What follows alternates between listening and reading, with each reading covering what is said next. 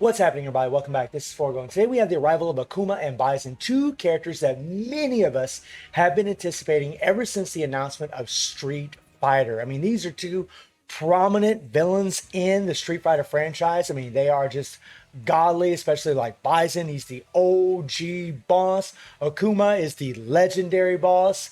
Just nutty. And as you guys can see, we do have the nostalgia Chun-Li also in this, which is actually really good because whenever you get her memories, you can actually acquire some more Bison memories or Luke memories, which is actually pretty damn nice. Now, let's take a look at their cards and see what we can get. Now, something I want to mention that I think is pretty cool, even though we have two separate card banners and we're going to have, we can get two separate 3PGs and we get the 3PGs for Ryu and Luke and one card banner. And then in the other card banner, we can get the 3PGs for Bison and Akuma. They do have the 1,000 Blows set in both banners, which is pretty cool. So if you end up pulling in both banners, maybe you'll still have a chance of getting all three set cards. It's not guaranteed, obviously, it's an RNG factor, but it is nice that the set is in both banners. It gives you a higher chance of being able to get them. And when it comes to the 3PGs, for the Raging Demon here, Akuma gets an increased attack by 10%, penetration by 400 for 10 seconds when using this skill, which is going to be pretty nutty, guys, for him, especially when you look at his kit. He looks ridiculous. Damage-wise, this character looks absolutely nuts. And then with Ultimate Psycho Crusher for Bison, he gets a heal, which is actually really good, especially when you look at his kit. All right, so let's take a look at their kits and let's talk about them. So first we have Bison here, who's a red defensive fighter. He increases defense TIE fighter attack by 40%, critical rate by 10%. Very nice, cost 65 character, native SS character, which means you can always level him up throughout the game, which is very nice because we can get SS memories from Guild Raid. He has 30% PG raid, he has a defense increase, which is really nice, strike and blast increase, critical rate increase. And then he also has an increased active skill damage by 320% to the target affected by darkness. This is on a 5-second cooldown, but still, this is going to be really nutty for his damage. And when you look at his attack buffs, I mean, Bison looks very, very strong. I don't think the strongest, really, but very, very strong. And then he has a 30% chance to apply fear to the attacker for 3 seconds when attacked. This is on a 13-second cooldown. So a lot of us that have been playing this game for a while, you face characters like Ramlethal or BS Giddens. They have a counter fear where they actually can fear you when you attack them, and that's exactly what this is. In PvP, whenever you attack Bison, he has a 30% chance to apply that fear for 3 seconds. Only characters that are immune to fear, like Ash, BS Rugal, won't be affected by this, guys. Most characters in the game will be affected by this, so it's honestly very, very OP because once you apply fear to an opponent, you can start either building your PG if they have their hyper armor up, or you can just start dealing insane damage to them because they can't move for that 3-second duration. And then it's PvP exclusive, 10% chance to deal damage equal to 30% of a target's max HP and attack targets with less than 30% HP. This is actually pretty cool because it actually increases Bison damage in PvP. I wish it was also for PvE, but unfortunately it is just only for PvP, which will make him a bigger threat in PvP. Then he has a 40% chance to reset active skill cooldown upon attacking targets affected by darkness. So whenever he applies darkness to the characters, and it doesn't matter even if they're guarding on a 15-second cooldown, he can reset his active skills, which is like a built-in Leah set, which is actually really good. His PvP exclusive reflects 20% of damage received for 5 seconds when attacked on a 13-second cooldown. So every other 8 seconds, he actually can reflect their damage. 20% is a lot. And then, of course, the Street Fighter passive. And when you look at his skills, guys, I mean, he's pretty set up. So his first skill gives him hyper armor, super armor, which is nice. It is also an interrupt skill that's limited to standing and airborne. And then he also has a 70% increased attack buff. I mean, it's for 5 seconds, but still 70%. He has a strike skill here. He has Cycle Blast, and it's a blast skill. That's actually really cool to see that. But his second skill gives him another 70% attack buff. So, like, he's a defensive character, but they're just giving him solid attack. That's a 140% increase to his attack.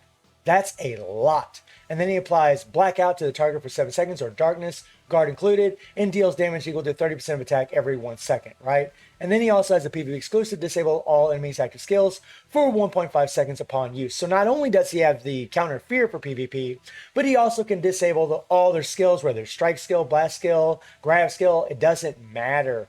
Yeah, he's going to be a big annoying bastard in PvP for sure. And then he has an increased target damage received by 45%. So on top of the 140% attack buff that he has, this is going to buff his damage up even more. And it's definitely going to be when you're spamming your skills, because these are all 5-second cooldowns. And then he also has poison damage. And what that means is, guys, for Infernal Guild Raid, he might be a godly character. He doesn't have dot explosion. He will not remove this dot. It's always going to stay applied. And the venom lasts, or the poison lasts, for 9 seconds.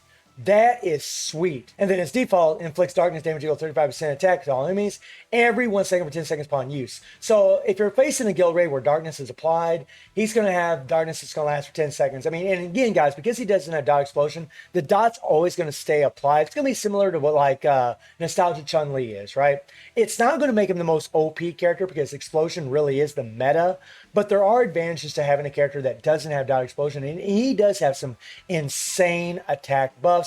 And then he's got a 3PG that gives him a heal, and then he also has the nice striker bonus where he deals poison damage. So even if you only get this character to, like, 1 star, or you just get the character, you still use him as a striker for poison damage against guild raid, because this will last for 10 seconds. And it applies to all enemies, guys. So whenever you apply this, it's going to apply to everybody on the screen. And in RHD and Reviving Hell's Dungeon, this striker bonus is actually godly, because whenever you use him as a striker, it's going to apply dot to all the characters on the screen. And we all know that whenever you apply dot in Reviving Hell's Dungeon, you can start melting meters. It's pretty OP, guys. Really, really good. Nice, nice, nice. Teleportation there. Like, the teleportation, guys, honestly going to make him pretty annoying in PvP as well. Yeah, I mean, he goes to the other side of him. Very nice, very nice. Super fast, too, by the way. Woof. Woof. I wish the Psycho Inferno had a more lasting effect around it. Kind of like similar to, like, Leona's third skill. Nice. And there's that darkness for 10 seconds. And then we have the ultimate Psycho Crusher. This gives him a heal. I actually love this skill. This is awesome, seeing his face like that. It would have been cooler if he'd been like, ah, whenever, you're doing it. But still, really, really cool. Awesome skill. I mean, guys, he's going to be a badass. He's going to be a very strong character. He's not going to be the strongest character because, again, he just doesn't have explosion. That is the meta effect that just does insanity as far as damage. But he will be a super strong character. Very, very nice. Oh, yeah, and by the way, real quickly, something else that I noticed is he doesn't have a shield of any sort, which is a bummer. So it's actually really good that they gave him a heal on Street PG. But let's take a look at the legendary boss, who is Akuma. Now, Akuma is a purple attack fighter. He's cost 70, he's a native EX character, and he has an increased attack TIE fighter attack by 40% and critical rate by 10%. This is actually really good because whenever you use, like, say, a Show Me Option card, you can actually get shock damage. That's really good for Infernal. And the way this guy's kit is built, actually having this extra critical rate was really going to help him proc that Show Me Option card, right? And not only that, but it's also going to allow him to do more critical hits, which means he's going to do a lot more damage. And then he has increased damage by 18% on critical hit. So this is going to proc even more often whenever he does critical hits. He has a 30% PG rate. He has 4% critical rate. Again, guys, a big deal. He has increased darkness attack damage. So now you know he has darkness, and he has burn. And then he has Master of the Fist here. Reflects, fear, and burn. Yeah. So all these characters have these counter fears, like Guinness, like Remlethal, like Bison. If they go against Akuma, Akuma's going to reflect it. They're going to get feared instead of him. And the same with Burn. Pretty OP. And then he has a 50% chance to apply fear to all enemies for 0.5 seconds upon landing a skill. And that's all he's going to need to get a hold of you and do tons and tons of damage. And again, any character that isn't immune to fear, this is going to apply to. And I want you to notice the wording here. All enemies. Every enemy on the screen is going to get this fear applied to him. It's going to make him godly, guys. That might only be 0.5 seconds, but this is really nutty for him. And then we see some pretty interesting things. We have a 20% chance to decrease the cooldown of Sekia Goshoa by 100% for 3 seconds upon landing a skill, guard included. For those of you that don't know, this is the same kind of effect that BS Ash Crimson has. And what this means is for that entire 3-second duration, he's going to be able to hit his first skill over and over and over. He's going to be like, boom, boom, boom, boom, boom, boom, boom, boom, boom. He's just going to be doing it over and over and over and over. So even if you don't have max cooldown on your character, he's still going to be able to repeatedly hit this skill over and over and over for that entire 3-second duration. This is nutty. It made Ash absolutely godly, but it's going to be even more godly on this character when you look at the rest of his kit. So he deals burn damage equal to 5.5 times the remaining burn damage, guys. That is just OP. Along with this, that is nutty. And removes burn, landing active skill, and burn target, right? It's only burn damage. So whenever he applies darkness, that dot will always stay applied. It's only the burn that he's going to be removing. And then he also becomes immune to damage for 4 seconds when HP is 30% or less. This is on a 10-second cooldown, which is actually really good. I am sad to see that he doesn't have the really good shield like EX Chun-Li or SS Terry. But they did give him a shield for PvP. So in PvP, he's going to have godly survivability. But in PvE, I mean, other than having this immunity, whenever he takes a hit, guys, he's going to die pretty easy, especially being an attack type fighter. So that is a bummer. But he does have the decreased damage received from his core, and this will go up to 50%. So that's going to help out a lot. So his survivability is going to be kind of iffy in regular PvE. But because of his insane PG rate, and because he can do continuous hits with his first skill, I imagine it's not going to be that difficult for him to build up his PG, to do his 3 PG, to go into an iframe and increase his survivability. So we'll see how it plays out. And then his first skill, use the increased attack. He has a 50% attack buff on his first skill, guys. It's a blast skill, and then he deals burn damage equal to 50% of attack. This is nutty, man. Very, very high, especially considering that he has burn explosion. It does last for 12 seconds, guys. But say, like, what's going to happen is you'll hit your first skill, you'll apply that burn, and once you hit it again, you'll do burn explosion, kind of like what happened with Luke. But you can still apply burn afterwards as long as you switch to another character. It'll be just fine. So we'll see how this plays out, but I'm pretty sure you're going to still be able to apply burn. He's still going to be really good and hard guild raid Rugal. But really, guys, when it comes to guild raid, I mean, Inferno is really where it's at, because that's the only area that you can actually get SS and BS memory. And for that, he's going to be really nutty because he's not going to remove any of the dots that we need in Inferno guild raid, which is nice. And then on a second skill, he has hyper armor. He has a 70% chance to remove the hyper armor or shield. Again, OP for PvP. And then his third skill gives him another 60% increased attack buff. So an EX character with 110% increase to his attack. He has an increased target damage received by 35%. He has dot explosion. He has insanity here, which is the Mary passive, guys. Whenever he activates Hyake Goshin, when attacking targets that don't activate his skill, he deals darkness damage equal to 550% attack every 0.15 seconds for 1 second. This is nutty, guys. This is absolutely godly.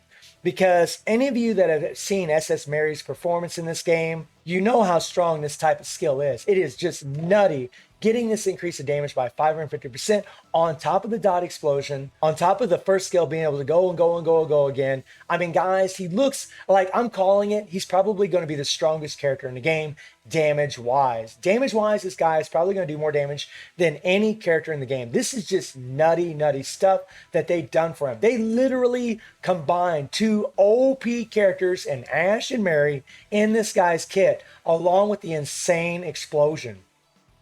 Just nuts. And then his default increases target damage received by 15%. This is another godly thing that's going to increase his damage. Very, very nice. Because after you do it, you're just going to be able to do a lot of damage afterwards. And then his 3 PG, nice. And he does apply fear to all enemies as a striker. Akuma looks pretty nutty. I am disappointed, guys. He doesn't have the native good shield for PvE and PvP. But the critical shield will be good for Absolute War. It's going to be good for League Match. God, I love this guy's theme music too. Like, it just gets you in the fight, man. You're just like, right? You're just wanting to beat the crap out of everything. And this gives him the increased target damage received. Really, really nice. Yeah, one of the coolest freaking supers in any fighting game. And that thing does a lot of damn hits too. Good for breaking meters, guys. Good for breaking meters. So, I mean, Akuma looks pretty damn godly. So, whether or not you should pull for these characters, guys, is completely up to you. Honestly, they're both pretty freaking insane, especially Akuma. I mean, he really looks like just the top tier as far as damage. I mean, I don't know yet. I haven't played with them, obviously, but when I look at that kit and I look at all those meta effects combined in his kit, he just looks nutty. Bison's going to be godly too, guys, but he's just not going to be on the tier of Akuma. Whenever you have characters that have dot explosion, they perform super well, even when they're not awakened like all the way up to awakened level 5. So like whenever they're, A3, A2, they still perform super well in multiple game modes because explosion kind of just bypasses like CP requirements. It just allows you to do an insanity amount of damage. Like for example, in the halls of elements here, like in this game mode right here, I mean, my SS Terry at A3, even though there was 168,000 CP requirement here, my Terry only had 90,000 CP. And because he had that insanity explosion in his kit, he still could do a crazy amount of damage in this higher tier, right? So Akuma's going to be another one of those characters that's going to be able to do that, whereas Bison is probably going to have a near CP requirement in order to do this, right? That's the big advantage of having explosion on a character versus not having explosion on a character. It doesn't mean Bison isn't any good. He's still going to be a godly character. But the truth of the matter is, if you want Akuma, you're still going to have to pull in that banner. You're still going to have a chance of getting Bison. And Bison, you actually do have a chance of leveling up, because if you do get some memories for Nostalgia Chun-Li, you can actually level up this character. But really, guys, for me, the only thing disappointing about either one of their kits is the fact that they don't have a native shield like EX Chun-Li. I'm actually really surprised with Street Fighter collab that they really didn't queue up the OP shield as much as I thought they should. They gave some critical hit shields, which is really terrific for, game modes like Absolute War here and League Match. But for regular PvE, for Guild Raid, for the Immortal Dungeons, it's just not going to proc. You're not going to have that extra survivability in those game modes. But it doesn't mean that the characters aren't OP. They're absolutely godly. It's just they're not going to have as high survivability as, say, other characters that are in the game. So let me know how you guys are feeling about the two new boss characters. And I do stream on Twitch at 9 p.m. GD+7 time. The link is in the description below. And I hope you enjoyed the video. Thank you for watching. Y'all take care and have a good one. See you, everybody.